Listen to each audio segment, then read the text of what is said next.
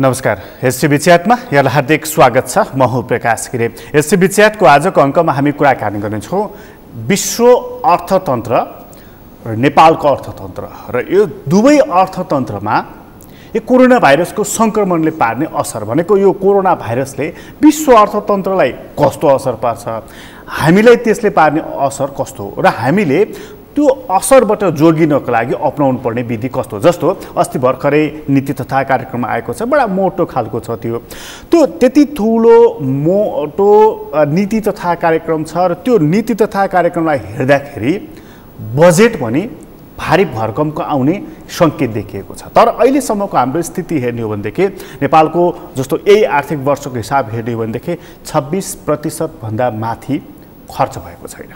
अनि प्रदेशहरूको खर्चको हिसाब किताब हेर्ने हो भनेदेखि पनि त्योभन्दा कम नै देखिएको छ। सबै जसो प्रदेशहरूको हालत त्यस्तै खालको देखिएको छ। तर अब यो कोरोनाको कहर अझै बाँकी रहेको छ। कति समयसम्म रहन्छ भन्ने कुराको टुङ्गो रहेको छैन। WHO कै कुरालाई ख्याल गर्ने हो भनेदेखि पनि अझै 1.5-2 वर्षसम्म यो रहन सक्छ कुनै न कुनै रूपमा भनेर उनीहरू भनिरहेका छन्। अहिले पनि हामी यो खालको दुविधामा छौँ कि लकडाउन खोल्ने कि लकडाउन जारी राख्ने कि लकडाउन खोल्यो भनेदेखि त्यसपछि के गर्ने, यो खालको अवस्थामा रहेको छ। अस्ति सरकारले 42 प्रकारका उद्योगहरू खोल्ने भन्यो, तर खोल्ने भनेर निर्देशन दिएको लगत्तै बन्द गर्नको लागि हामीलाई हतार भयो।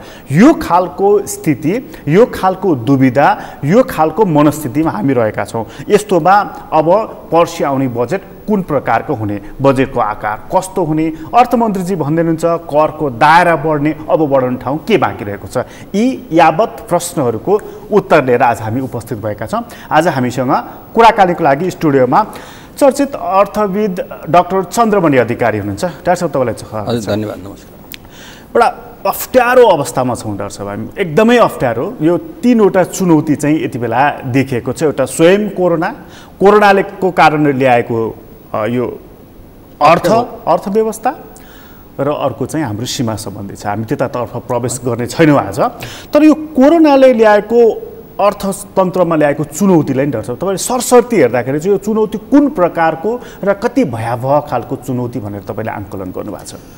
यो चुनौती त तपाईँले अहिलेसम्म विश्वमा आर्थिक सङ्कटहरू आइरहेको छन् के। त्यो 2 खालको आर्थिक सङ्कट। एउटा कुनै विशेष इभेन्ट अथवा विशेष चाहिँ नि महामारी अथवा चाहिँ विशेष खालको चाहिँ एपिडेमिक्स भन्छ, पेन्डामिक्स भन्छ, इन्डोमिक भन्छ के। अब तिनीहरूले ल्याएको एक खालको हुन्छ। अनि एउटा साइक्लिक हुन्छ के, तपाईँको व्यापारमा आएको उतार चढाव, नियमित उतार चढाव हुन्छ। त्यसले पनि आर्थिक सङ्कट कहिलेकाहीँ ल्याउँछ। ती आर्थिक सङ्कटहरू भनेको कहिलेकाहीँ क्षेत्रीय हुन्छन्, कहिलेकाहीँ कुनै एउटा देशमा हुन्छ, कुनै एउटा ब्लकभित्र बस्या हुन्छ। र यो पेन्डामिक भनेको महामारी होइन, महामारी भनेको विश्वव्यापी हुन्छ। त्यो विश्वव्यापीले ल्याएको सङ्कट चाहिँ विश्वव्यापी नै हुँदो रहेछ। र त्यसमा पनि विशेष घटनाले ल्याएको जस्तो चाहिँ कहिलेकाहीँ अर्थतन्त्रका खास चाहिँ मूलभूत चरित्रमा चाहिँ काहीँबाट चाहिँ चोट पुग्न गयो भनेदेखि त्यसले पनि ठुलाठुलाहरू ल्याउँछ। जस्तो उदाहरणको लागि 1930मा आएको देखि 39सम्म रहेको द ग्रेट डिप्रेसन भन्छ नि, विश्वको सबभन्दा ठुलो आर्थिक मन्दी त्यति बेला भनिएको हो। जति बेला अमेरिकाबाटै सुरु भएको थियो र त्यति बेलाको आर्थिक मन्दी अमेरिका र युरोपमा धेरै प्रभाव पर्यो। तर त्यो चाहिँ खास गरी के थियो भने आर्थिक त्यो लगानीकोलाई सन्तुलन गर्न नसकेको कारणले आएको थियो, उपभोगलाई सन्तुलन गर्न नसकेको कारणले आएको थियो र त्यो लगानी र उत्पादनलाई नियमन गर्न नसकेको कारणले आएको थियो। त्यसै गरी तपाईँको चाहिँ नि ग्लोबल फाइनेन्सियल क्राइसिस भन्छ 2008देखि 9मा आयो नि। अब त्यसले पनि करिब 7 वर्ष 6-7 वर्ष प्रभावित गर्यो। त्यो 5 वर्ष प्रभावित गर्यो, उसले त झन्डै 10 वर्ष प्रभावित गर्यो अघि। अब अहिलेको त त्यसको भन्दा पनि ठुलो हो। र ती दुईटैले चाहिँ फेरि अर्को कुरामा ती दुईटैले अमेरिकी ब्लकको इकोनोमीहरूमा युरोपलाई र अमेरिकी क्षेत्रलाई बढी प्रभाव पार्यो। 2008-9को सङ्कटले पनि हाम्रो क्षेत्रलाई कम प्रभावित पार्यो है। त्यो दृष्टिकोणबाट हेर्दा एउटा लगानीको दृष्टिकोणबाट हेर्दा रोजगारी गुमाएको अवस्थाको दृष्टिकोणबाट हेर्दा, उत्पादनमा परेको प्रभावको कारणले गर्दा, मान्छेको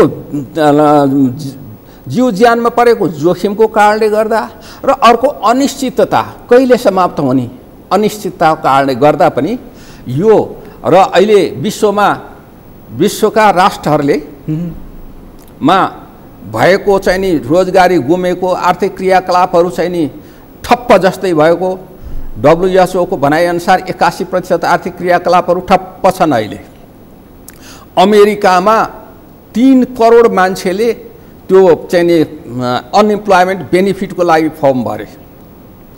त्यहाँको कतिपय अमेरिकी संस्थाहरूले, त्यहाँको कम्पनीहरूले म टाट पल्टिनेवाला भएँ भनेर त्यो चाहिँ नि निवेदन हाल्न सके। उनीहरूको टाट पल्टेपछिको एउटा प्रक्रिया हुन्छ नि, त्यसलाई त्यो स्थिति आयो। अब हाम्रो छिमेकी देश भारत, तर त्यसको प्रभाव चाहिँ अब अहिले हामी कहाँ पनि प्रभाव पर्यो क्या। त्यति बेलाको प्रभाव चाहिँ 2008-09 को प्रभाव चाहिँ हामी कहाँ, जस्तो एसियामा, चीनमा, भारतमा कम थियो अनि त्यसले गर्दा हामीलाई कम प्रभाव परेको थियो। तर अहिलेको प्रभाव चाहिँ जस्तो हाम्रो छिमेकी देश भारतसित हाम्रो आर्थिक क्रियाकलाप अलिक घनीभूत रूपमा भएको छ हैन। खास गरी चाहिँ पैठारीको हिसाबमा लगानीको दृष्टिकोणले त हामी निर्भर छौँ त्यहाँ धेरै। त्यही देशमा ठुलो प्रभाव परेको छ। 40 करोड त्यहाँको चाहिँ नि कामदारहरू काम बाहिर गएको स्थिति छ। त्यहाँको माइग्रेन्ट प्रब्लम ठुलो ढङ्गले आएको छ। भारतले सबै कुरा वास्तवमा बाहिर व्यक्त नगरे मात्रै हो। भारत पनि अहिले इकोनोमिक हिसाबले, उत्पादनको दृष्टिकोणले, रोजगारीको दृष्टिकोणले, जीव ज्यान जोगाउने दृष्टिकोणले, दैनिकीलाई एउटा सामान्यकरण गर्ने दृष्टिकोणले ऊ पनि एक ढङ्गले भित्रभित्रै अत्तालिएको स्थिति छ भनेपछि अब हामी कहाँको चाहिँ तपाईँले अनुमान गर्न सक्नुहुन्छ। एकछिन चीनको पनि कुरा गर्नुपर्छ। चीनको चाहिँ कतिको भयावह? अब चीनको हिजो उनीहरूले जुन ल्याउँदाखेरि आर्थिक वृद्धि दरको यसपालि सिलिङ उनीहरूले कुनै पनि प्रतिशत यति भनेर तोकेनन्, खुल्ला राखे भने त्यहाँको चाहिँ कतिको भयावह स्थिति? होइन, अब यसो छ, विश्वको आर्थिक वृद्धि दर IMF-ले भनेअनुसार 6% खुम्चिन्छ भन्छ। 6% खुम्चिन्छ भनेको अघिल्लो 2019-मा 2.9% वृद्धि भएको थियो, 2.9%ले, र अहिले 3% माइनस हुन्छ, नकारात्मक हुन्छ भने त टोटलमा 6% खुम्च्यो। र अमेरिकाको 5.7%ले, युरोपको 6.9%ले र चीनको चाहिँ अस्ति नै उनीहरूले अलिक आकलन गरे अनुसार चीनको चाहिँ 1.2%ले न सकारात्मक हुन्छ भनेको थियो। भारतको 1.9%ले सकारात्मक हुन्छ भनेको थियो। अस्ति भारतको चाहिँ नि यो के अरे रिजर्भ ब्याङ्क अफ इन्डिया, त्यहाँको केन्द्रीय ब्याङ्कको गभर्नरले के भने त्यहाँ ब्याज दरहरू पनि भर्खर घटाए पनि उनीहरूले एउटा ठुलो प्याकेज पनि ल्याएका छन्, राहत प्याकेज पनि ल्याएका छन्। र त्यही सिलसिलामा उनले के भनेका छन् भने सम्भवतः अब अहिलेको चाहिँ प्रभाव हेर्दा चाहिँ हाम्रो अर्थतन्त्र पनि नकारात्मक जान सक्छ भनेर भनिया छन्। र अब तपाईँको विश्वको उत्पादनको दृष्टिकोणले, औषधि होस्, अन्य कुराहरू होस्, तपाईँको निर्माणका विषय होस्, त्यो विश्वलाई गएर अमेरिकादेखि लिएर अफ्रिकासम्म, नेपाल, भारतका त कुरै छैन, सबै ठाउँमा गएर काम गरिराखेको चीन, आफ्नो उत्पादनलाई विश्वमा पठाइराखेको चीन। अब जहाँ बजार छ, जहाँ उसले काम गर्नुपर्ने भएको छ, त्यही नै काम हुन नसकेपछि चीनको अर्थव्यवस्था पनि अब अगाडि बढ्ने त कुरा भएन। र चीनलाई एउटै कुरा के हो भने उसले अलिकति समयमै कन्ट्रोल गरेको कारणले गर्दा त्यही पनि अहिले त फेरि त्यो आइराखेको छ। त्यस कारणले गर्दा नकारात्मक चाहिँ जाँदैन कि भन्ने मात्रै हो। अहिले एउटा चाहिँ फाइदा चीनलाई के भएको छ भने औषधि सम्बन्धी उपकरण र चाहिँ चीनबाट मासुदेखि लिएर उत्पादन गरेर विश्वमा पठाइरहेको छ उसले। त्यसबाट केही फाइदा त लिएला, तर हरेक कुरा म्यानुफ्याक्चरिङ क्षेत्रदेखि सबै चाहिँ त्यो सामान्यकरण त भएको छैन। त्योभन्दा अगाडि नै चीन र अमेरिकाको चाहिँ ट्याक्स वार पनि थियो, त्यसले पनि प्रभाव पारिराखेको थियो। त्यस कारणले चीन पनि त्यसमा अलिकति 19-20 को मात्रै कुरा हो, तर चीन पनि यसबाट अछुतो हुने कुरा छैन। उसको पनि चाहिँ नि आर्थिक वृद्धि दर चाहिँ सामान्य चाहिँ अलिकति सकारात्मक भए मात्रै, नत्र उसको पनि नकारात्मक हुन सक्ने सम्भावना छ भनेर उनीहरूले अनुमान लाउन थालेका छन्। भनेको विश्वव्यापी रूपमा अमेरिकाको पनि कुरा गरिहाले हामीले, युरोपको पनि अवस्था त्यही आधारमा नेपाललाई त हामीले आकलन गर्ने त्यही हो। आकलन गर्दा नेपालमा अब तपाईँको चाहिँ नि हाम्रो अहिले चाहिँ अरू विश्वमै जस्तो हाम्रो आर्थिक वृद्धि दर सरकारले कति भनेको थियो? 8.5%। 8.5% भनेको थियो है। अहिले विश्व ब्याङ्कले अलि अगाडि र नेपाल सरकारले अलि अगाडि गरेको अनुसार 1.8 देखि 2.2% वृद्धि हुन्छ भन्यो। भन्नुको अर्थ के भने 2.5% वृद्धि भएछ भने नि 6% त हाम्रो घट्यो। 6% त हाम्रो चाहिँ नि भनेको भन्दा, तर हाम्रो चाहिँ अन्दाज के थियो भने यो वैशाख पछि चाहिँ जेठको आदिदेखि चाहिँ केही आर्थिक क्रियाकलाप चाहिँ चल्न थाल्छन् भने, तर अहिले त झन् स्थिति अझ गम्भीर भएर देखा परेको छ। सङ्क्रमणको सङ्ख्या बढेर गएको छ। हामीले लकडाउनलाई मोडालिटी चाहिँ परिवर्तन गर्नुपर्ने अवस्था आएको छ, तर हामीले यसलाई पुरा खुकुलो बनाएर सबै कुरा चलाउँछौँ। शिक्षाका कुराहरू, खेलकुदका कुराहरू, चाहिँ सम्मेलनका कुराहरू सबै चलाउँछौँ भन्ने स्थितिमा हामी छैनौँ। त्यस मास चाहिँलाई मुभमेन्ट गराउँछौँ भन्ने पनि छैनौँ। त्यस कारणले हाम्रो पनि त्यो 1.8 देखि 2.27% हुन्छ भनेको कुरा चाहिँ तल्लो सीमाबाट अझ ओह्रालो लाग्छ कि भन्ने सम्भावना तपाईँलाई देखिएको छ। भनेपछि हाम्रो पनि अवस्था त नाजुकै छ। अब यो हाम्रो अवस्था नाजुक भने चाहिँ अझ कस्तो अवस्था रह्यो भनेदेखि अब 2 महिना त भइसकेको छ लकडाउन गरेको। अब हामीलाई आशा के थियो भने अब नियन्त्रणमा आउला भनेको अब चाहिँ भारतबाट नेपाल प्रवेश गरेका नेपालीहरू छन्, उनीहरू मार्फत र उनीहरूमा बढी चाहिँ सङ्क्रमण देखिएको छ भनेपछि त लकडाउन पनि भइरहेको छ, सङ्क्रमण पनि बढिरहेको छ र यो कहिले खोल्ने र कसरी खोल्ने भन्ने कुराको अनिश्चितता पनि बढिरहेको छ। यसले त हाम्रो चाहिँ सबैभन्दा ठुलो यसले ढाडमै प्रहार गर्ने भन्छ नि, ढाडमै त अर्थतन्त्रमै हानि गर्छ भन्दाखेरि त यो अझै लामो समय जान सक्ने भयो, अझ 2-4 महिनालाई यसले असर गर्न सक्ने भयो भनिसकेपछि त अब यो वर्ष त हाम्रो गयो, अर्को वर्षलाई पनि यसले असर गर्ने भयो। स्वाभाविक ढङ्गले तपाईँको भनौँ न, हाम्रो नेपाल सरकारको खर्च गर्ने प्रवृत्ति हेऱ्यो भने अन्तिम चौमासिकमा खर्च हुने हो, होइन? अन्तिम चौमासिक खर्च हुने हो। यो चौमासिक त गन्जागोल भइहाल्यो भनेपछि आउँदो साल पहिला चौमासिकहरूमा हामी नेपाल सरकारको त्यसै हुँदैन, खर्च गर्ने क्षमतै छैन तपाईँको भनौँ न।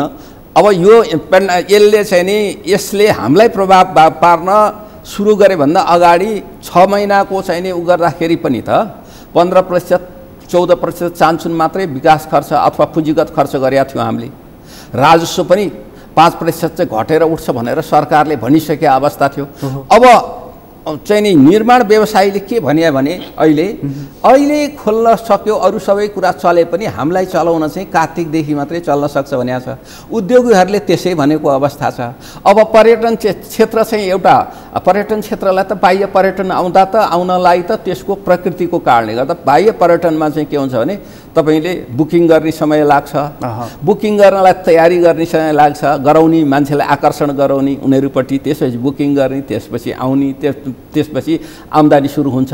अब अहिले चाहिँ मान्छे लकडाउनमा परेर बस्यो, समय उनीहरूसित खाली जुन घुम्ने समय त लकडाउनले खायो। उनीहरूले अब आफ्नो जीवन चलाउनलाई फेरि आर्जन गर्नलाई लगाउनु पर्यो। पैसा पनि त्यो पर्यटकहरू आउने भनेको अरू कुरा सबै भइसकेपछि अलि पैसा बचत भइसकेपछि हिँड्नलाई, शिक्षाको लागि अवसर खोज्नलाई, व्यवसायको लागि अवसर खोज्नलाई, तीर्थयात्रा गर्नलाई, मनोरञ्जन गर्नलाई हिँड्ने हो।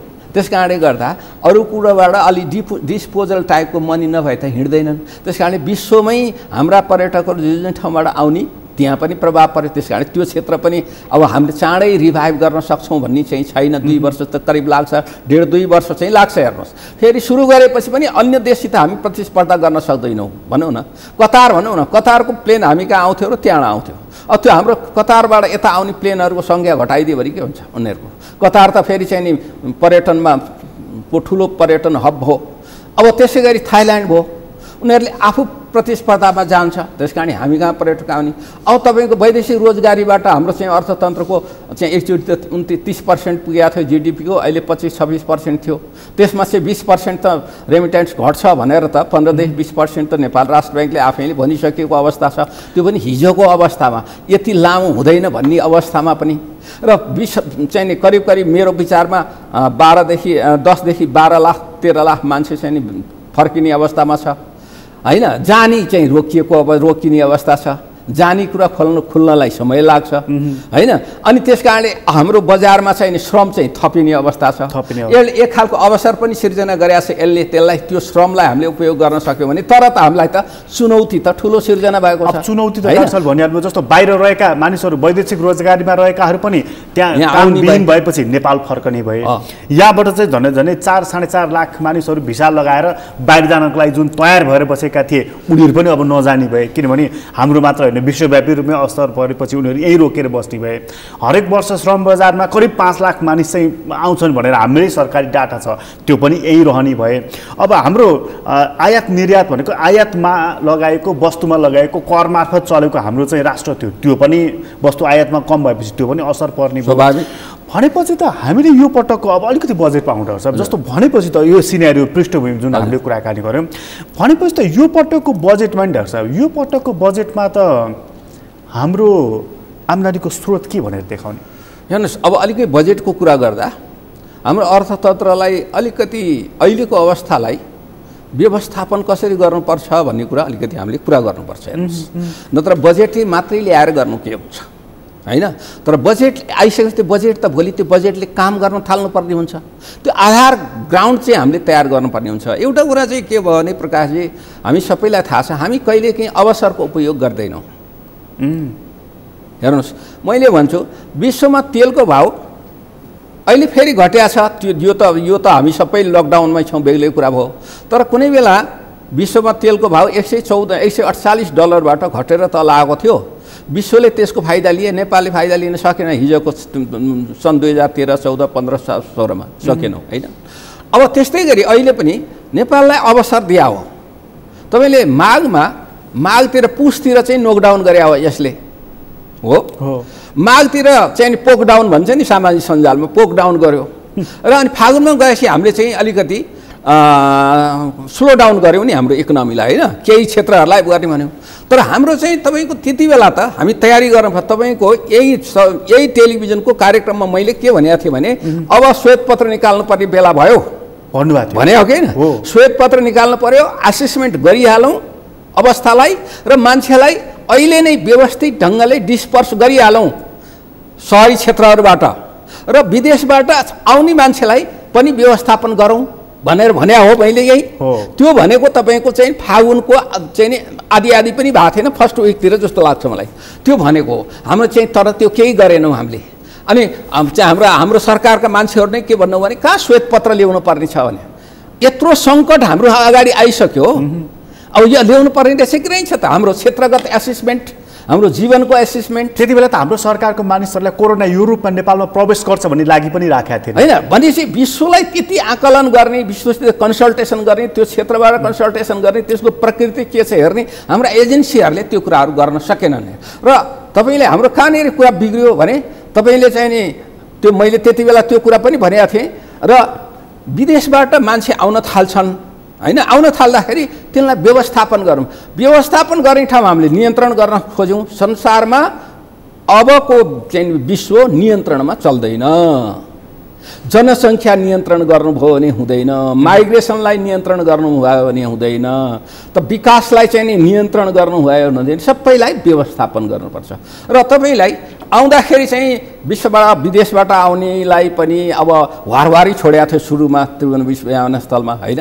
अब यहाँ पनि के थियो भने आउनुहोस् तपाईँहरू बरु समय दिएर यो बेलासम्म आउनुहोस्, तर नियमित च्यानलबाट आउनुहोस्, नियमित बिन्दुबाट छिर्नुहोस्। छिर्दाखेरि स्वास्थ्य परीक्षण गराएर छिर्ने किसिमको सुरुदेखि व्यवस्था गरे भए सरकारले मापदण्ड बनाइदियो, मापदण्ड अनुसार चाहिँ तपाईहरु भएको भए के हुन्थ्यो भने तपाईलाई चाहिँ अहिले के भयो भने अब मेरो मातृभूमिमा मेरो ठाउँमा पस्नलाई दिन्न भन्यो भने त्यसको कति पीडा होला। घर र मातृभूमि भन्या त अन्तिम मर्न पाए नि ती मर्छु भनेर आउने ठाउँ हो नि। तपाईँले त्यो कुरा इजरायलीहरूलाई सोध्नुहोस्, त्यहाँबाट थाहा हुन्छ कि त्यो अनुभव नेपालीले नगरे हुनाले हाम्रा शासकहरूलाई त्यो कुराको अनुभव भएन। त्यसो गरिदिएको भए के हुन्थ्यो भने ल्याइसकेपछि त्यहाँ जाँचिसकेपछि अहिलेको जस्तो एकैचोटि फ्लो पनि हुँदैन थियो, मान्छे आउन पनि थाल्थ्यो। आइसकेपछि नाकाभन्दा बाहिरबाट होइन, नाकाबाट आउनुहोस्, ठ्याक्क जाँच्यो, जाँचिसकेपछि चाहिँ नि अब चाहिँ नि क्वारेन्टाइनमा र अब स्वास्थ्य राम्रो छ भने घरमा गएर तपाईँको बरु ट्र्याकिङ गरेर घरमा पठाइदिने गाडीहरूमा गएर घरमा गएर क्वारेन्टाइनमा बस्नुहोस्। अलिकति शङ्का देखेकोलाई सरकारी त्यहाँ स्थानीय तहमा सरकारले राम्रो क्वारेन्टाइनको व्यवस्था गरेर त्यहाँ राख्ने। अब त्यो सङ्क्रमित भएकोलाई आइसोलेसनमा पठाउने गरिदिएको भए अहिले भारतबाट आएकोलाई त्यो भारतीय त्यो सुरक्षा उसमा बसेका के चाहिँ बोर्डर सुरक्षामा बसेका प्रहरीहरूले आइसी 3000 रुपियाँ समेत लिएर राति चाहिँ नि छिराइदिए। त्यो सूचना पनि आयो है, त्यो सूचना पनि आयो। मलाई भन्नु आधिकारिक र चाहिँ नि एउटा चाहिँ भनौँ न जिम्मेवार व्यक्तिहरूले मलाई भन्नुभयो यस्तो यस्तो है भयो भनेर कपिल वस्तुमा र पूर्वको सुनसरीमा। अब यस्तो यो यसरी अझै पनि अब भइसक्यो, तर अझै पनि हामीले अब के गर्नुपर्छ भने अब चाहिँ यो अहिले हाम्रो उत्पादन लगानी उत्पादन श्रम आपूर्ति र उपभोगको बिचको सम्बन्ध झिनो रूपमा चलेको छ। अब यो टुट्यो भने तपाईँको बजेटले केही काम गर्दैन, देखावटी मात्र बजेट देखाउने मात्रै हुन्छ। हामीले त्यो नहुँदा त हाम्रो बजेटको हैसियत हविगत यो छ तिनटै तहका सरकारको बजेट। तर यसपालिको त्यो नीति तथा कार्यक्रममा एउटा शब्द चाहिँ मैले बडा महत्त्व दिएर लेखेको देखेँ डाक्टर साहब, यो आत्मनिर्भर अर्थतन्त्र भनेर लेखेको देखेँ। भने म त अलिकति चाहिँ हाम्रो सरकारलाई अब यसरी हुँदैन है, यो परनिर्भर अथवा आयातमा चाहिँ भर पर्ने खालको होइन, आत्मनिर्भर भनेको अब उत्पादनमा जोड दिने होला नि त। त्यसले अलिकति साँच्चीकै अब बजेटमा आउँदाखेरि कार्यक्रमिक रूपमा पनि बजेटको रूपमा पनि आउने देख्नुहुन्छ। बहुत राम्रो कुरा।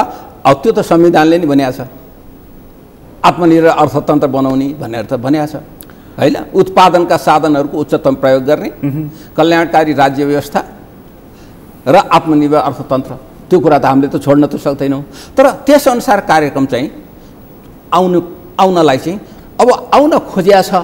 नीति तथा कार्यक्रमको नीति नराम्रो छैन, 9वटा नीति छ नि, नीति नराम्रो छैन, तर नीतिलाई कार्यक्रमले समात्नुपर्छ। तपाईँले नीति भनेको कसरी गर्ने भन्ने हो, कार्यक्रम भने के गर्ने भन्ने हो। कसरी गर्ने चाहिँ भन्ने हो। तपाईँले गएर तपाईँले चाहिँ जङ्गलमा गएर चाहिँ काठ काटेर ल्याउँछु भन्नुभयो, काठ काटेर ल्याउँछु घर बनाउँछु भन्नुभयो। काठ कुन ठाउँमा लाने, कसरी काट्ने, त्यसको चाहिँ अनुमति कसरी लिने, कुन काठ काट्ने, कहिले ल्याउने भन्ने भएन भने तपाईँको त के अर्थ रहँदैन। त्यस कारणले गर्दा त्यो अनि त्यसअनुसारको साधन र स्रोतको विनियोजनको कुरा आउँछ त्यो कार्यक्रम अनुसार। अब तपाईँले अब त्यत्रो विद्वानहरू हुनुहुन्छ, उहाँहरूले बनाएको कुरालाई हामीले कसरी नराम्रो बनायो त भन्ने, तर समीक्षा त गर्न सक्छौँ नि हामीले। समीक्षा गर्दा के भयो भने मैले उद्देश्य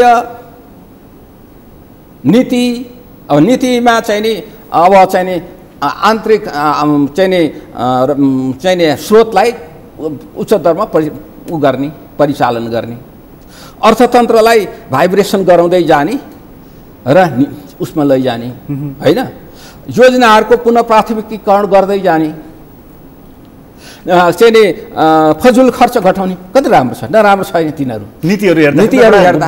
तर उदाहरणको लागि फजुल खर्च घटाउने भनिसकेपछि फजुल खर्च भनेको दुईवटा कुरा हुन्छ। एउटा चाहिँ तपाईँले अनावश्यक ठाउँमा कानुनभन्दा बाहिर गएर वित्तीय अनुशासन पालना नभइकन खर्च नहोस् भन्ने एउटा त्यो घटाउने कुरा हुन्छ, त्यो वित्तीय अनुशासन पालना गराउने कुरा हुन्छ। अर्को चाहिँ के हुन्छ भने त्यो चाहिँ उत्पादन नदिने खालका कार्यक्रम, सम्पन्न नहुने खालका कार्यक्रम, अहिलेको परिस्थितिमा रोजगारी सिर्जना नगर्ने खालका कार्यक्रम, भोलिको लागि विकासको आधार तयार नगर्ने खालका कार्यक्रम छन् भने तिनलाई चाहिँ नि हामी अगाडि बढाउँदैनौँ। त्यो पनि फजुलमै पर्छ। त्यस कारण त्यो कुराहरू भन्दाखेरि सरकारले अलि हिम्मतका साथ भन्न सकेन। त्यो जस्तो त्यो फजुल बान्डाहरू छ तपाईँले हेर्दाखेरि चाहिँ चट्ट लाएर यो यो यो कुन कुन चाहिँ घटाइदियो भनेदेखि यो सङ्कट समाधान गर्नको लागि थोरै जस्तो उदाहरणको लागि भन्न सकिन्छ। चालु खर्चमा कतिपय कुरा भने थियो सरकारले एउटा 14 बुद्धि कार्यक्रम ल्याएको छ, तर के हुन्छ भने अब चालु खर्चमा तपाईँ के घटाउनु, कुन कुन शीर्षकमा घटाउन सकिन्छ भन्ने कुराको रिभ्यू गर्नु पर्यो। उदाहरणको लागि भनौँ, उदाहरणको लागि मैले भन्छु तेलको मूल्य अहिले घट्या छ। तेलको मूल्य घट्या छ भनेपछि हाम्रो सरकारी प्रवृत्ति के छ भने ब्युरोक्रासीभित्र त्यो इन्धनमा पैसा हिजोको भन्दा बढाएर राख्ने। तेलको मूल्य घटेपछि त त्यो कम मूल्यमा त्यति परिणाम आउँछ भनेपछि बढाउनु नपर्ने नै हुनसक्छ नि।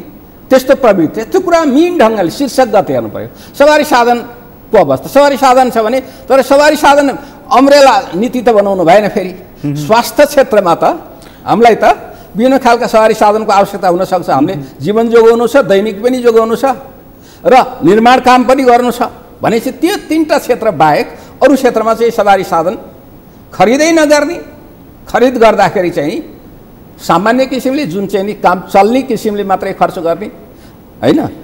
त्यस्तै गरी हुनसक्छ तपाईँको फर्निचरका कुरा होलान्, वैदेशिक भ्रमणका कुरा होलान् हैन, सभा सम्मेलनका कुराहरू होलान्, मान्छेलाई चाहिँ नि अनि तपाईँको विभिन्न खालको जस्तो माथिदेखि तलसम्म 3टै तहमा सल्लाहकारहरू, सहयोगीहरू, विज्ञहरू भनेको छ, विभिन्न मान्छे राखेको छ, तर उहाँको जब डिस्क्रिप्सन छैन।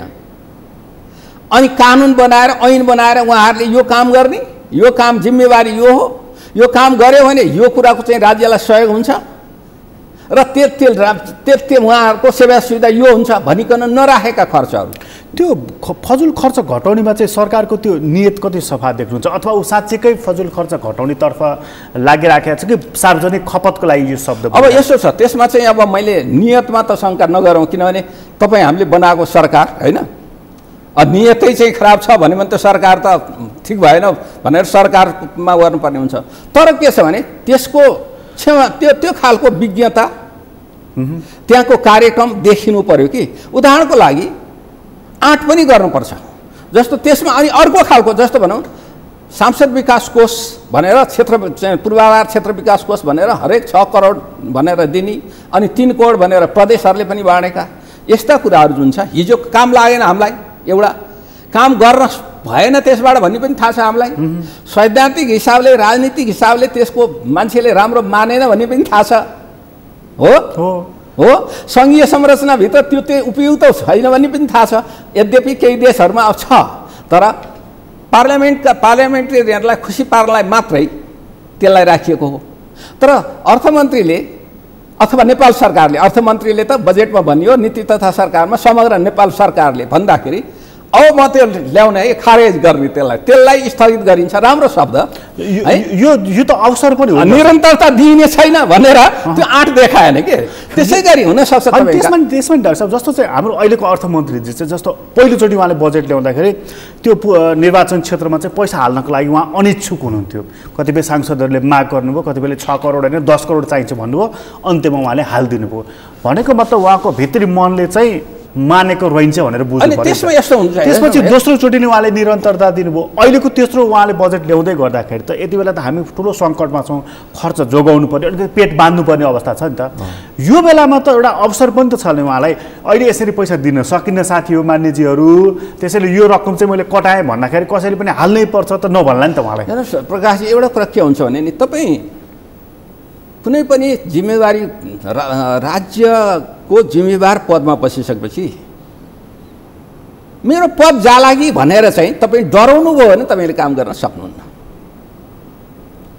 तपाईँ गुडविलमा काम गरिराख्नु भएको छ, त्यसको वैज्ञानिक आधार छ, पिपुलले त्यो कुरा मन पराइरहेछ भने र भोलि त्यसले रिजल्ट पनि राम्रै दिन्छ भन्ने कुरा तपाईँलाई तथ्यले, प्रमाणले, अनुभवले भनिराखेको छ भने त्यो कुरा गरेर देखाउनु गर्नुभयो भने के भन्छ भने जनताको साथ हुन्छ, पिपुलको साथ हुन्छ।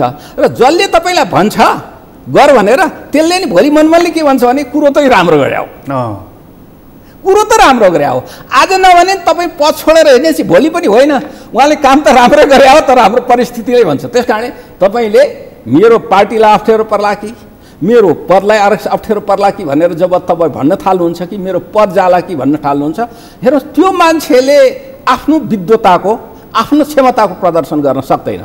तपाईँ विद्वता, क्षमता र को प्रयोग यदि गर्नु भएन भने तपाईँसित जतिसुकै विज्ञता होस् न, तपाईँको घरमा साधन र स्रोत छ, समयमा हिरा फोर्ने भन्छ नि, त्यो हिरा त छ, तपाईँलाई अप्ठ्यारो पर्यो, तपाईँले नफोरिराख्नुहुन्छ, तपाईँले जीवनै सकिन्छ, तपाईँले के काम लाग्यो? आँट देखाउनु पर्छ। तपाईँलाई मैले एउटा कुरा भन्छु, हेर्नुहोस् अमेरिकामा 1929 को अक्टोबरबाट सङ्कट सुरु हो, त्यहाँको सेयर बजार क्लास भएर। हर्बर्ट हुवर भन्ने राष्ट्रपति थिए। त्यो सङ्कट टार्नको लागि उनले काम चलाउ मात्रै कुरा गरिराखे, एडमिनिस्ट्रेसनमा सुधार, यातायात मात्रै भनिराखे, अलिकति प्याकेज थोरै ल्याए। तर रुजवेल्ट राष्ट्रपतिमा आए 1933 मा निर्वाचन भएर। आउन साथ उनले के गरे भने त्यति बेला ठुलो विरोध भएको थियो, न्यू डिल भन्ने प्रोग्राम ल्याए र न्यू डिल प्रोग्राम ल्याए र ब्याङ्कहरू टाट पल्टिने स्थिति थियो। 11,000 ब्याङ्क त डुबिसकेका थिए, करोडौँ मान्छे सडकमा आइसकेका थिए। अनि उनले के भने 4 दिन ब्याङ्कहरू पुरै बन्द गरिदिए। 5औं दिनमा के भने तपाईहरूको कसैको पैसा कुनै पनि इन्स्टिट्युसनमा राखेको पैसा डुब्दैन, पैसा झिक्नु पर्दैन, आवश्यक परे मात्रै झिक्नुहोस् भने न्यू डिल प्रोग्राम ल्याए। उनीहरूले सार्वजनिक निर्माण कामहरू अगाडि बढाउने गरी डेफिसिट बजेट ल्याए। एग्रिकल्चर सेक्टरमा चाहिँ एग्रिकल्चर एडजस्टमेन्ट एक्ट ल्याए, फार्मर्सहरूलाई सहयोग गरे। बुझ्नु भएन? अब त्यो त्यति बेलासम्म स्टक बोर्ड भनेर थिएन, नियामक निकाय थिएन त्यहाँ। ब्याङ्कहरूको डिपोजिटमा सुरक्षा गर्ने अहिले त्यहाँ ब्याङ्कमा डिपोजिट सुरक्षण निगम छ हो, हाम्रो त सानो छ त्यहाँ, त्यो थिएन। त्यो दुईटैको स्थापना उनले गराइदिए र कलेक्टिजम, व्यक्तिलाई भन्दा कलेक्टिजम हिसाबले चाहिँ गरे र एउटै चाहिँ त्यति बेला ट्रस्टहरूलाई चाहिँ बलियो बनाए भन्ने चाहिँ आलोचना भयो। तर त्यसैले गर्दा 1939 सम्म आइपुग्दाखेरि अमेरिकाको अर्थतन्त्र पुरानो स्तरमा आइपुग्यो र 1939बाट फेरि चाहिँ वर्ल्ड वार, दोस्रो वर्ल्ड वार सुरु भयो। भने चाहिँ तपाईँ आँट चाहिँ गर्नुपर्छ, हिम्मत राख्नुपर्छ। हामी कहाँ यो टर्न किसिम गर्ने किसिमले हिम्मत राखेन भने तपाईँको अर्थतन्त्र काम चलाउ भइरहेछ क्या। हामी कहाँ डर छ जस्तो चाहिँ अब जस्तो अमेरिकामै त्यत्रो राहतको चाहिँ प्याकेज ल्यायो यो सङ्कटको बेला भनेर होइन, जस्तो भारतले धेरै ठुलो राहत प्याकेज घोषणा गर्यो, हामी कहाँ पनि त्यो अपेक्षा गरिएको थियो नि। तर हाम्रो अर्थमन्त्रीजीले के भन्नुभयो भने अब यो राहत दिने हो भने तपाईँले ट्याक्स पनि बढी चाहिँ तिर्नुपर्छ भनेर एउटा वचनले मान्छेको मन त दुख्यो त्यो सङ्कटको बेलामा। फेरि अर्को कुरा उहाँले के भन्नुभयो भने करको दायरा चाहिँ बढ्न सक्छ होला है भनेर उहाँले फेरि अर्को सङ्केत गर्नुभयो। भनेको अर्थमन्त्रीजी जतिचोटि बोल्नुहुन्छ मान्छेको मुटुमा चाहिँ त्यतिचोटि धड्कन बढ्ने अहिलेको सङ्कटको बेलाको अर्थमन्त्री यस्तै प्रकारको हुनु होइन। हेर्नुहोस्, अब यो चाहिँ के छ भने अहिलेको वस्तुस्थितिको बढी मूल्याङ्कन हामीले गर्न नसकेको कारणले गर्दा अहिलेसम्म पनि सरकारले यो क्षेत्रमा यति चाहिँ नोक्सान भयो, भोलि यति सम्भावित नोक्सानको अवस्था यति छ, हिजो हामीले अपेक्षा गरेको र अहिलेकोमा ग्याप यस्तो आयो, क्षेत्रगत साधनमा ग्याप यति छ, काममा ग्याप यति छ, रोजगारीमा ग्याप यति छ, नयाँ चाहिँ नयाँ चुनौती के सिर्जना भए, त्यसले हामीलाई केमा प्राथमिकता दिनुपर्ने अवस्था भयो, हिजोका प्राथमिकताहरू के थिए, ती प्राथमिकताहरूलाई पुनर्प्राथमिकरण गर्नुपर्ने अवस्था हुँदाखेरि तीलाई कुन प्राथमिकता र कुन चाहिँ योजना कार्यक्रमलाई हटाउनु पर्ने हुन्छ भन्ने खालको एउटा दस्तावेज नेपाल सरकारले ल्याउनु पर्थ्यो, जसको आधारमा अब सम्भावना छ अबै पनि ल्याउनु पर्छ। यो बजेटैमा त अब सम्भव धेरै नहोला, हुन त अब क्षेत्रगत हिसाबले योजना आयोगले एउटा गरिरहेको छु भनेको छ, सुनेको छ, त्यसको दस्तावेज कहाँ छ थाहा छैन। त्यसै गरी राष्ट्र ब्याङ्कले गरिरहेको छु भनेर केही छिटफुट आएको छ। अब त्यसपछि WHOले एउटा प्रिपेयर्ड एन्ड रिस्पोन्स भनेर WHOले अलिकति पैसा दिइरहेको छ, UNDP ले एउटा छिटफुट रूपमा भए तर एकीकृत रूपमा आएन। तर अझै पनि हामीले यही कुरालाई एसेसमेन्ट गर्ने, टुरिज्मको एसेसमेन्टको कुरा कार्यक्रममा राखेको छ, नीतिमा राखेको देखेँ मैले। अब समग्र कुरा पनि एसेसमेन्ट गरेर भोलिका दिनमा हुनसक्छ पूरक बजेट पनि ल्याउन सक्नुपर्ने अवस्था आउला। पर्सि जेठ 15 गते ल्याउने बजेट डर छ, यो चाहिँ पूरक बजेट, पूर्ण आकारको बजेट ल्याउनु ठिक कि एउटा आंशिक बजेट ल्याउनु ठिक? हेर्नुहोस्, अब यसलाई पूरक र आंशिक भनेर धेरै चाहिँ नि हामीले अहिले माथापछि गर्नु पर्दैन, किनभने सरकारले भोलिका दिन मैले अघि भने नि भोलि राम्ररी मूल्याङ्कन गरेर अवस्थालाई चाहिँ फेरि छर्लङ्ग पार्न सक्यो भनेदेखि सरकारले पूरक बजेट पनि ल्याउन सक्छ, बजेटमा संशोधन गर्न पनि सक्छ। त्यसकारणले त्यतापट्टि भन्दा अहिले तपाईँले भनेको कुरो करका दरहरूको कुरा अनि राहत प्याकेजको कुरा अलिकति म गर्छु। तपाईँले करमा चाहिँ के छ भनेदेखि अहिले करका कुरा धेरै गर्ने बेला होइन हो। केही त्यसमा हामीले हेर्नुपर्ने चाहिँ के छ भने कुन ठाउँमा तीनटा दृष्टिकोणले हेर्नु पर्यो कि करमा। एउटा चाहिँ कुन ठाउँमा कर घटाउनु पर्छ, घटाइदिनु पर्छ जसले गर्दा उत्पादन बढोस्, रोजगारी बढोस् भन्ने एउटा हेर्नु पर्यो ठाउँ, र कुन ठाउँमा चाहिँ कर बढाउनु पर्ला त त्यस्ता क्षेत्र नि होला नि कर बढाउनु पर्ने भनेको। जस्तो चाहिँ भनौँ न कस्मेटिक टाइपका चाहिँ वस्तुहरूको आयातमा कर बढाइदिउँ। र हामी कहाँ जब मान्छेहरू बाहिरका नि यहाँ आउँछन्, यहाँका मान्छेलाई नि अहिलेदेखि नै बजेट कुर्नु पर्दैन, साउन 1 गते कुर्नु पर्दैन। स्थानीय तहलाई सहजीकरण गरिदिएर गाउँमा गएर बसेका मान्छेहरूलाई आजैदेखि कुलो खन्न लाग, खेत खन्न लाग, प्रविधि यहाँ हामी दिन्छौँ, बिउ हामी दिन्छौँ, यहाँबाट थाली हाल, जस्तै तिम्रो शीत भण्डार बिग्रिया छ भने बनाऊ, भण्डार बिग्रिया छ भने बनाऊ, कृषिमा जानुपर्ने सडक बिग्रिया छ भने बनाऊ भनेर आजैकै मितदेखि काम लगाइदियो भनेदेखि के हुन्छ, त्यहाँ उत्पादन बढ्न थाल्छ। तरकारी भने हामीले सिजनल तरकारी नै, साग त 15 दिनमा उत्पादन 20 दिनमा उत्पादन गर्न सक्छौँ। चाहिँ लौका फर्सी 2 महिनामा उत्पादन गर्न सक्छौँ 3 महिना। त्यो कुरा भयो भने हामीले उताड आउने कुरालाई हामीले अलिक टाइट गर्ने गरी राजस्व चाहिँ भन्सार नीतिहरू बनाउन सक्छौँ। किनभने संरक्षण सबैले संसारमा गर्छ। त्यसो भयो भने एकातिर हाम्रो यता उत्पादन गर्नलाई बढावा मिल्छ, उता हामीलाई वैदेशिक मुद्रा जाने काम कम हुन्छ। अर्को कुरा तपाईँको अलि नचाहिया ठाउँको, अहिले मैले भने निजी क्षेत्रले पनि अरू क्षेत्रले नि सवारी साधनहरू जस्ता कुराहरू ल्याउँदा, फर्निचरहरू ल्याउँदाखेरि तपाईँले नेपालमै फर्निचर चाहिँ नि बनाउने किसिमले बनायो भने त भोलि चाहिँ नि मलेसियाबाट काठ ल्याउने, चीनबाट चाहिँ फर्निचर ल्याउने, अब त्यो कुराहरूमा चाहिँ हामीले अलिकति गर्न सक्छौँ। त्यो खर्च कटौतीमा अर्को एउटा पोइन्ट पनि थपिएको छ डाक्टर साहब। कतिपय पोलिटिसियनहरू नै आएर यही भन्नु थाल्नु भएको छ कि यो अहिले चाहिँ प्रदेशले त्यति राम्रोसँग काम गरिरहेको छैन। ठिक छ, त्यसलाई खारेज गर्ने तहसम्म होइन, बरु त्यसलाई अहिले स्थगित गर्न सकिन्छ, थाती राख्न सकिन्छ, त्यसको संरचनालाई घटाउन सकिन्छ भनेर त्यो एउटा उपाय हो त्यो। होइन, अब प्रदेशलाई हाम्रो के हो भने प्रदेश त बिचमा आएको हो होइन। यो स्थानीय तह चाहिँ स्थानीय निकायहरू थिए, त्यसको के आधार थियो। प्रदेशलाई त हामीले एकदम नयाँ जन्माएको हो, हेर्नुहोस्, पोलिटिकल हिसाबले चाहिँ नयाँ जन्माएको। त्यस कारण यसलाई अहिले चाहिँ हामी खारेज गर्छौँ भनिसक्ने बेला भएको छैन। र खारेज गर्नको लागि त आधार चाहियो नि त। फेरि भोलि त्यसले निम्त्यो नि परिणाम पनि त हुन्छ नि, त्यो कुरा नि त ख्याल राख्नु पर्यो।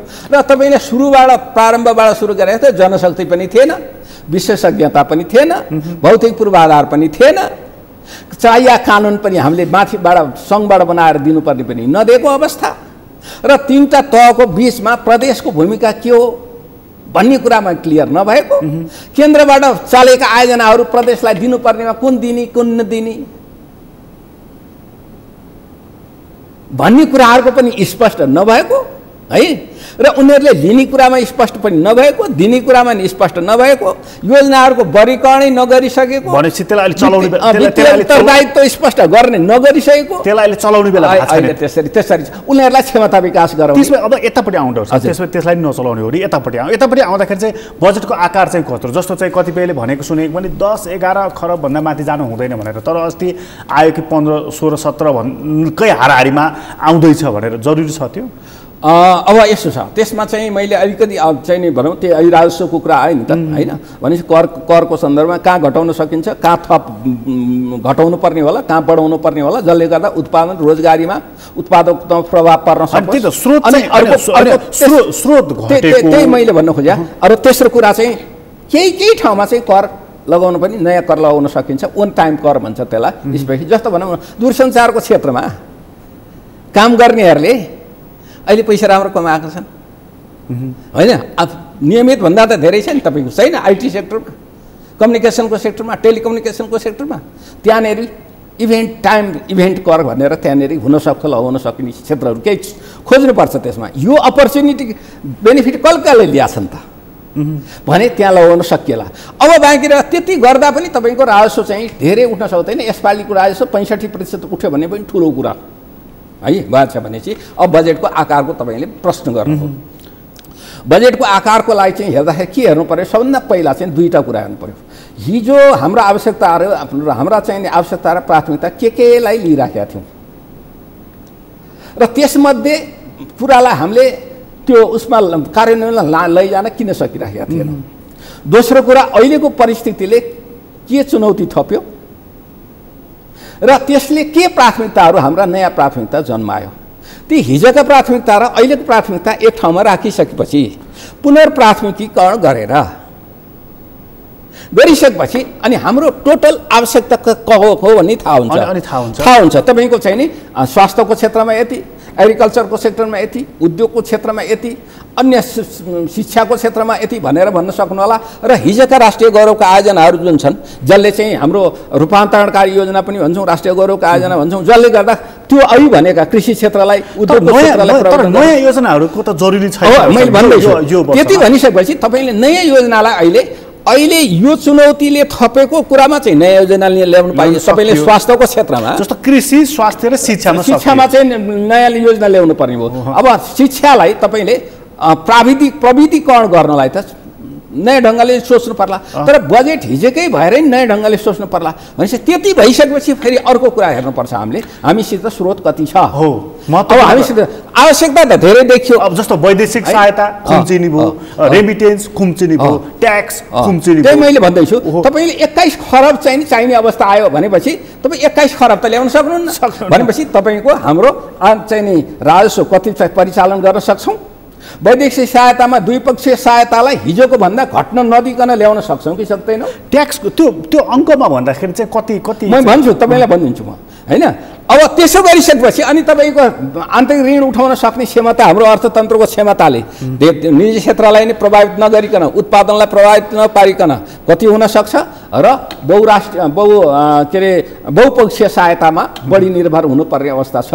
त्यो सबै गरेर मैले चाहिँ आकलन गर्दाखेरि अनि अर्को त्यसै सबै गरिसक्दाखेरि तपाईँले 18 खरबसम्म ल्याउन स्रोत जुट्ला भन्नु होला, तर 18 खरब कार्यान्वयन गर्ने क्षमता तपाईँको छ त? 18 खरब खर्च गर्ने क्षमता छ त? 18 खरब ल्याउँदाखेरि पुँजीगत खर्च कति आउला अनुपात? चालु खर्च कति होला? पुँजीगत खर्च चाहिँ भएन, तर चालु खर्च मात्रै भयो भने त्यसले पार्ने प्रभाव, नकारात्मक प्रभाव अर्थतन्त्रमा के होला? त्यो सबै हेर्दाखेरि अब हामीले अनि अर्को कुरा के छ भने राहत, साङ्केतिक हिसाबले राहत त दिनै पर्छ। एउटा रिलिफ दिनु पर्यो, होइन? रिलिफ, रिफर्म र रिकभरी, तिनवटा रिलिफ, रिकभरी र रिफर्म, तिनवटा कुरा ल्याउनु पर्यो, होइन? त्यो तिनवटा कुराको लागि एउटा चाहिँ रिलिफ र रिकभरी भयो, अर्को रिफर्म प्याकेज भनेको स्टिमुलस प्याकेज चाहिन्छ।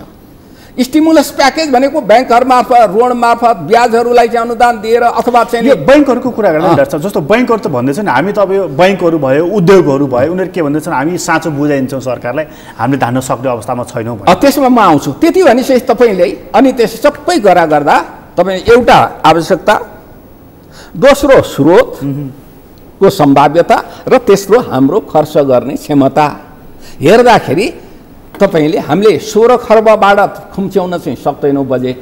त्योभन्दा खुम्च्यायौँ भने चाहिँ हाम्रा अत्यन्त गर्नुपर्ने कुरा नि गर्न सक्दैनौँ। हिजो चाहिँ हामीले गर्नै सकेनौँ भनेर बस्न पनि भएन, फेरि हामी गर्न सक्ने क्षमता पनि सँगै बढाएर चाहिँ जानुपर्ने। हाम्रो 16 खरब भन्दा तल चाहिँ 15-16 भन्दैनौँ न। गत सालको उसमा चाहिँ अस्ति यो अर्थ समितिको उसमा पनि मैले त्यही भनेको। यो आर्थिक वर्षको नि त 15 खरबको 15-32 थियो, तर त्यो नसकेर अनि फेरि त्यसलाई 13मा झारियो। 13मा झारियो, होइन? त्यहाँनिर एउटा कुरा के भने अस्ति मैले यो नीतिमा एउटा कुरा नीति चाहिँ थप्नु पर्थ्यो र कार्यक्रम त्यसमा ल्याउनु पर्थ्यो भने के भने हामीले बजेट बनायौँ, खर्च गर्न सकेनौँ भनिसकेपछि त्यो खर्च गर्न नसक्नको कारण पहिले आएर खर्च गर्ने चाहिँ नि क्षमता अभिवृद्धि गर्ने सन्दर्भमा पनि एउटा चाहिँ कार्यक्रम त्यहाँ चाहिन्थ्यो। अनि मैले यहाँ नबुझेको चाहिँ डाक्टर साहब, जस्तो चाहिँ अहिलेको हाम्रो अर्थमन्त्री भनेको त राम्रो अर्थविज्ञ हो नि त, योजना आयोगमा बसेको, गभर्नर भएर चलाएको, उहाँको राम्रो अनुभव भएको मान्छेले 15 खरबको बजेट ल्याएर अनि आवधिक समीक्षा गरेपछि सकिएन खर्च गर्न भनेर 13 खरबमा खुम्च्याउने अनि आर्थिक वृद्धि दरको लक्ष्य चाहिँ उही 8.5 कै राख्ने, मतलब यो चाहिँ मैले बुझेँ। त्यो त मैले तपाईँलाई यही पनि भनेको थिएँ। अब सरकारलाई एउटा चाहिँ के भएको छ भने 8 गरेन, 8.5% ग्रोथ अब हुँदैन है, राजस्व नि घट्यो, पुँजीगत खर्च पनि 20% घट्ने अवस्था छ, 19.5% भनिसकेपछि अनि चाहिँ नि आर्थिक वृद्धिलाई चाहिँ हाराहारीमै पुग्छ भन्नु चाहिँ साँचो नबोल्नु हो। र एउटा सामान्य अर्थशास्त्रको विद्यार्थी नै नभएर सामान्य व्यक्तिले नि के भन्छ भने तपाईँको त्यसरी बजेटको संरचनाभित्र सबै कुरा घटेपछि आर्थिक वृद्धि दर हुँदैन भन्ने कुरा। अनि मैले अर्को नि के भने अब यति भनेपछि सरकारलाई फेस सेभिङ के सजिलो भयो भने अब कोरोना कालले गर्न नसक्या हो भन्ने भयो भने, होइन? अहिले पनि त्यही कुरा, होइन?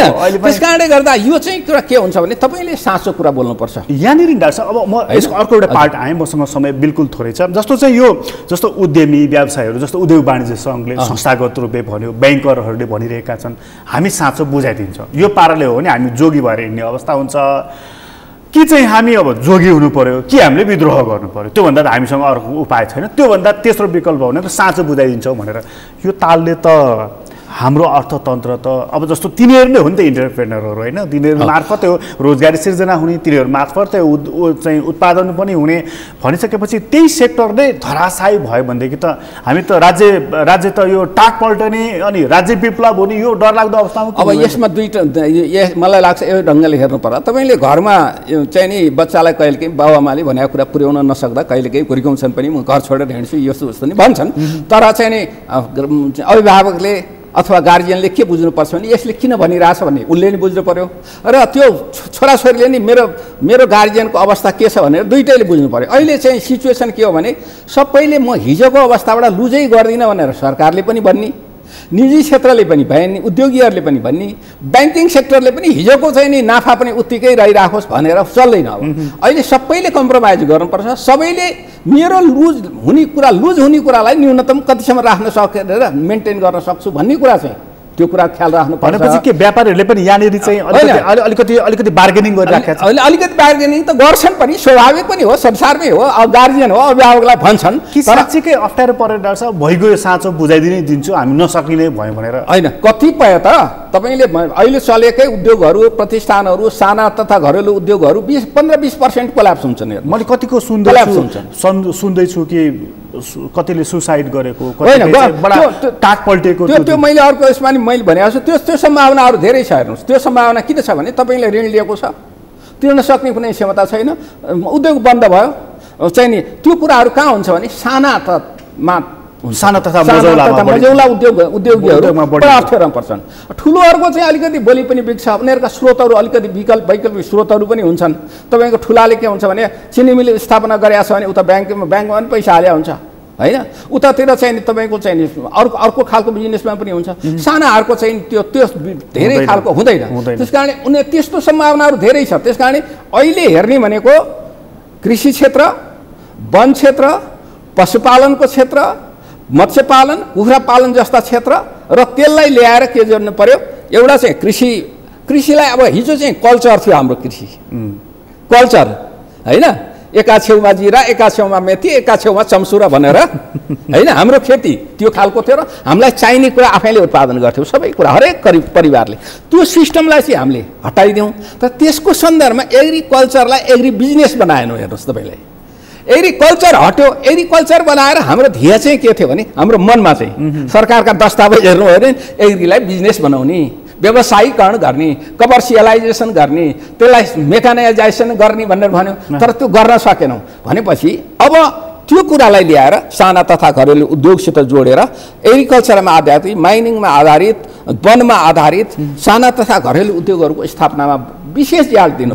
अर्को एउटा पोइन्ट जोड्छु, त्यसपछि म सुकाउँछु डाक्टर साहब। अब जस्तो अहिले चाहिँ हाम्रो भारतसँग सिमानाको कारणले अलिकति तनाव भइरहेको छ, यो डिप्लोमेटिक कुरा हो, अलिकति राजनीतिक कुरा, तर म यसमा आर्थिक पक्ष जोड्न चाहेको चाहिँ जस्तो चाहिँ अहिले पाम आयललाई चाहिँ उनीहरूले चाहिँ अवरोध पुर्यायो भन्ने खबर तुरुन्तै आइ नै सकेको छ। भनिसकेपछि यो सम्बन्धमा नि डाक्टर साहब जस्तो सिमानाको कारणले अब डिप्लोमेटिक च्यानलमा तनाव उत्पन्न हुने, असर पर्ने चाहिँ आर्थिक हिसाब गतिविधिको हिसाबले भन्दाखेरि चाहिँ यसको चाहिँ अब जस्तो भारतले नेपाललाई दिने वैदेशिक सहायतामा समस्या पर्ने, भारतबाट आयात हुने वस्तुहरूमा, नेपालबाट निर्यात हुने वस्तुहरूमा समस्या पर्ने र कतिपय मानिसहरू चाहिँ अब अलिकति इमोसनल भएर होइन भारतले सिमाना दिँदैन भने युद्ध गर्नुपर्छ, बरु सेना परिचालन गरौँ, हामी लड्न तयार छौँ भनिसकेपछि त दुईवटा खतरा देख्यो। एउटा चाहिँ इकोनोमिक गतिविधि कम हुने, रक्षा बजेट बढ्ने, यो सम्भावना छ। होइन, यसो छ, हामीले रक्षा बजेट बढाएर अहिले चाहिँ हामीले त्यो सम्भव छैन। हेर्नुहोस्, भारत भनेको त रकमको हिसाबले विश्वमा चौथो हो।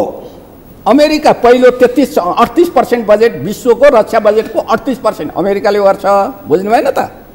र भारतले पनि अहिले 68 अर्ब अमेरिकी डलर चाहिँ नि उसले बजेट छुट्याइसक्यो रक्षामा 68 अर्ब डलर। हेर्नुहोस्, भनिसकेपछि त्यहाँ हामीले कूटनीतिक ढङ्गले नै अगाडि बढ्ने हो भारतसित। तर एउटा कुरा तपाईँले बेलैमा सम्झाउनु हो, हामीले बजेट निर्माण गर्दा दुईवटा कुरा, यो कोरोनाको कारणले गर्दा अहिले भारतले जुन खालको आफ्नो इकोनोमीको GDP को 11% बराबरको राहत प्याकेज ल्यायो होइन।